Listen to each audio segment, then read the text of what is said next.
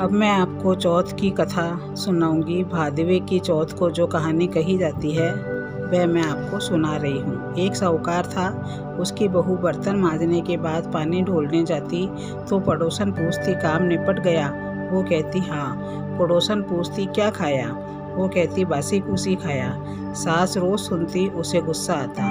एक दिन उसने अपने लड़के को सारी बात बताई। लड़के ने अपनी पत्नी से कहा आज मेहमान आएंगे, तुम अच्छे अच्छे खाने बनाना। खाना बन गया। तब साहूकार की बहू बोली मेहमानों को बुला लो।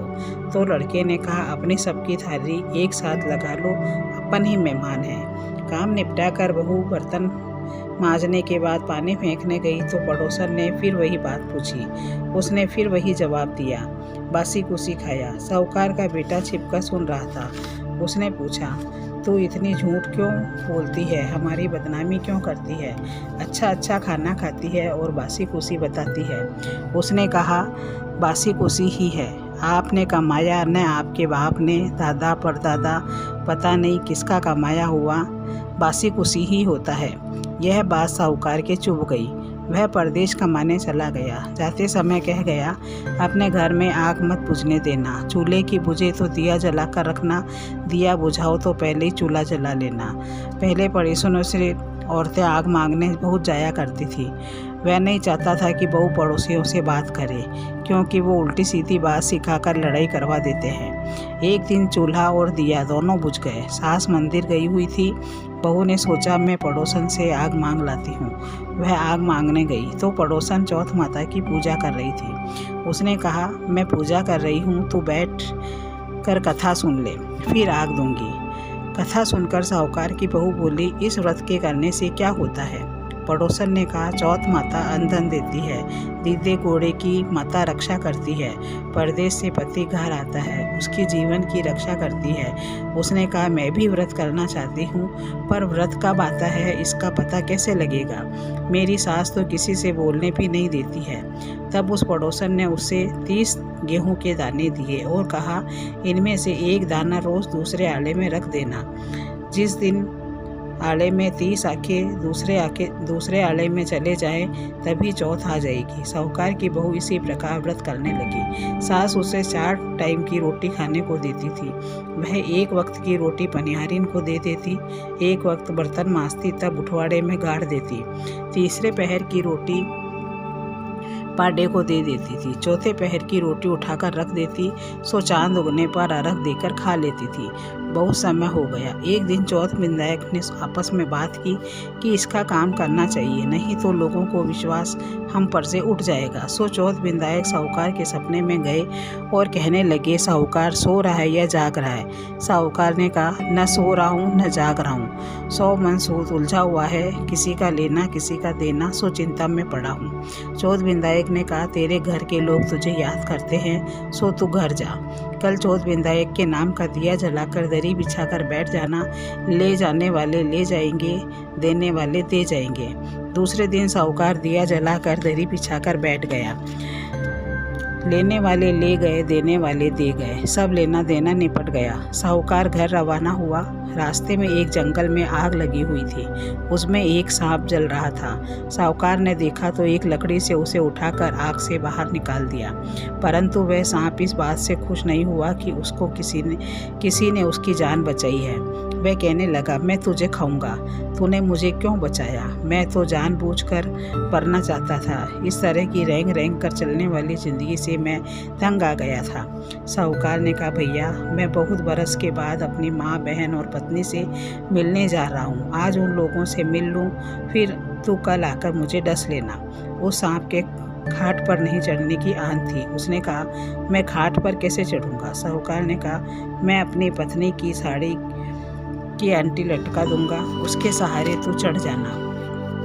सांप ने कहा ठीक है। साहूकार घर आया, अपनी माँ बहन और पत्नी से मिला। मन में वह बहुत दुखी था, क्योंकि सांप उसे आज रात खा जाने वाला था। उसने पत्नी से कहा अपने छत वाले कमरे की सीढ़ियों में एक पर तुम बालू रेत बिछा दो, एक पर पानों की गड्डियाँ रख देना, एक पर फूल बिछा देना, एक पर इत्र फुलेल छिड़क देना, एक पर केसर केवड़ा रख देना, एक पर कच्चा दूध रख देना और ऊपर सबसे ऊपर वाली सीढ़ी पर नमक रख देना। रात को सांप आया, खूब बालू रेत में लोटा, खूब पानों की गड्डियों में लोटा, खूब फूलों में लोटा, खूब इत्तर फुलेल सूंघा, खूब केसर केवड़ा सूंघा, खूब खुश होकर दूध पिया। ये सभी चीज़ें साहब को बहुत पसंद होती है, इसलिए वह बहुत खुश हुआ। फिर कहने लगा, साहूकार के पुत्र, तूने मुझे सुख तो बहुत दिया, पर मैं वचनों से बंधा आया हूँ, सो मैं तुझे डसूंगा तो जरूर। आखिरी सीढ़ी पर चढ़ते ही उसके मुंह में नमक चला गया। सांप कहने लगा, अरे पापी, मुझे नमक खिलाकर नमक हराम नहीं बनाएगा, पर मैं तो वचनों से बंधा आया हूँ, सो डसूंगा तो जरूर। चौथ विधायक ने आपस में तय किया कि तू ढाल बन जा, मैं तलवार बन जाऊं और इस दुष्ट को काट दें। उन्होंने ऐसा ही किया, पर सांप की जीभ उछलकर जूती में बैठ गई। उसने तय किया कि जब साहूकार जूती पहनेगा तब काट लूंगी। साहूकार की बहू कीड़ी नकरा सींचती थी, सो चींटियां जीभ को घसीट कर बिल में ले गई। ये सब बात साहूकार लेटा लेटा देख रहा था। उसे नींद नहीं आ रही थी। उसने अपनी पत्नी को जगाया और बोला, उठ, अब चौपड़ पासे खेलेंगे, हमारा दुश्मन मारा गया। सुबह बहन ने कहा, माँ, भाई भाभी को जगा दूं, अब तक नहीं उठे। माँ ने कहा, जगा दे। बहन जगाने जाने लगी तो सीढ़ियों में खून देखकर चिल्लाने लगी, माँ, भाई भाभी को तो कोई मार गया दिखता है। सीढ़ियों में तो खून ही खून हो रहा है। घर छत के कमरे की खिड़की खोलकर भाई ने कहा, हम नहीं मरे, हमारा दुश्मन मरा है, सीढ़ियाँ धुलवाओ सो हम नीचे आवें। सीढ़ियाँ धुलवाई गई, फिर वे लोग नीचे आए। साहूकार ने माँ से पूछा, माँ, अपने यहाँ चौथ विधायक का व्रत कौन करता था? रात को उन्होंने ही मेरी रक्षा की है। माँ ने कहा, कोई नहीं करता। साहूकार की बहू बोली, मैं करती थी। सास ने कहा, 4 टाइम तो रोटी खाती थी, कब व्रत करती थी?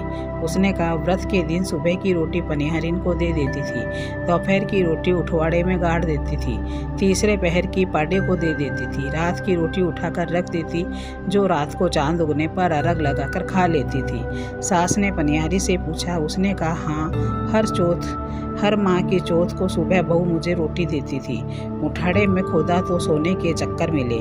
शाम को पाड़ा आया, उसने उससे पूछा तो खिलखिल करके हंसा तो फूल झरे। यह देख सास बहू के पैरों पर गिर पड़ी। हे बहू, आज तो व्रत न करती तो मेरा बेटा तो मर ही जाता। बहू सास के पैरों में गिर पड़ी और कहने लगी, सास जी, आप पैर मत पकड़ो, पैर तो मैं ही पकड़ूंगी। चेलियों का पानी मंगरियों नहीं जाता, मंगरियों का पानी ही चेलियों जाता है। फिर सास भी व्रत करने लगी। हे चौथ माता, कहानी कहने वाले, सुनने वाले, हुकारा करने वाले सभी को, जिनके जी के लिए व्रत करती है, उनकी रक्षा करना। और बहनों, मेरे चैनल को अधिक से अधिक सब्सक्राइब करें और मेरे डिस्क्रिप्शन में प्लेलिस्ट का जो है वो लिंक दिया हुआ है। आप प्लेलिस्ट खोलकर हर व्रत, कथा, कहानी, गीत, जो भी हम व्रत त्योहार में गाते हैं वो आप सुन सकते हैं। मेरे चैनल को अधिक से अधिक लाइक करें, सब्सक्राइब करें और शेयर करें।